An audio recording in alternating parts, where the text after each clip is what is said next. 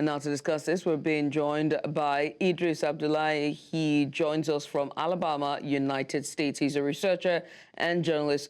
Idris, many thanks for doing this with us. I mean, let's just get started. This has been, I don't know, it's this rift between the two nations who happens to be neighbors is very concerning. What do you make of the expression by Nigeria for constructive dialogue with the leadership of the Republic of Niger in a bid to de-escalate the growing diplomatic tensions between the two nations? Okay, Niger and Nigeria are like neighboring cousins. Despite the two countries have not shared official language, but both nations have been colonized by European nations. And also, if you look at, the proximity in terms of religion, in terms of culture, in terms of languages, the countries has been long, in sharing cooperation, intelligence, and a lot of things together. When you look at Niger Republic, majority or 90% of the people in Niger Republic speaks Hausa, which is one of the,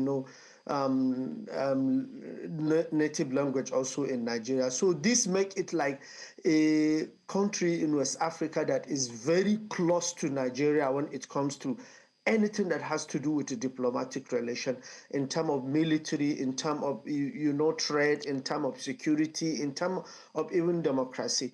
I think that is the most important step Nigerian government is taking in order to look at the diplomatic issues between Niger and Nigeria, which if it is remain unchecked, it may lead to a lot of issues in terms of counter-terrorism effort, which Niger play key role in addressing issue of Boko Haram, ISWAP, and the coming of Lakra terror group in Niger. Right. And out of Niger has 8 states, so out of 8 states in Niger Republic, Nigeria share border with 5 states in northern Nigeria.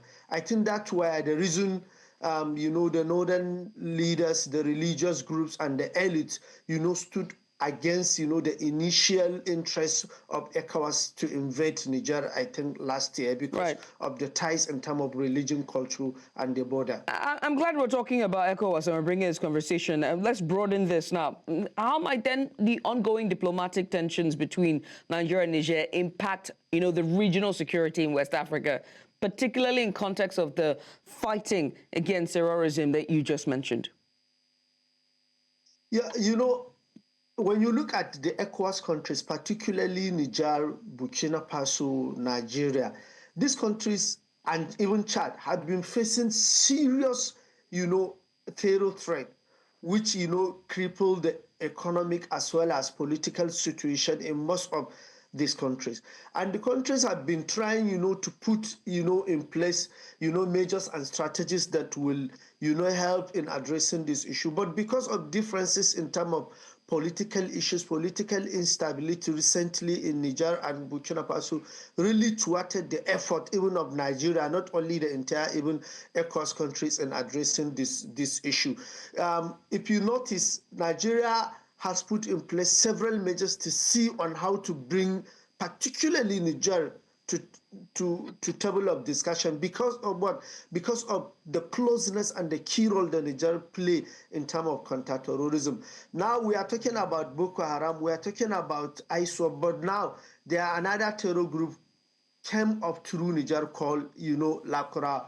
Because when you look at Niger in the Sahel, Niger is like a key of so many other terror groups, because of its landmass to come, and move, unchallenged in the Niger forest.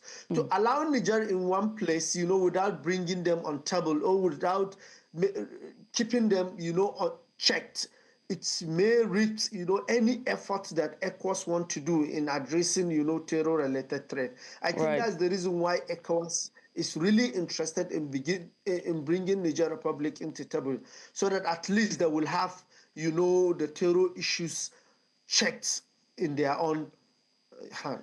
A lot of people would also argue that ECOWAS stepped in too late. But, I mean, this is a new year. We hope that this dialogue will be a step forward in resolving this rift between the two nations, and there will be a headway after this dialogue. But, Idris, I must say thank you for your patience and your time this morning. And by the way, Happy New Year to you. I wish you the same. Thank you very much. Thank you so much for coming on. Idris Abdullahi there, journalist and researcher.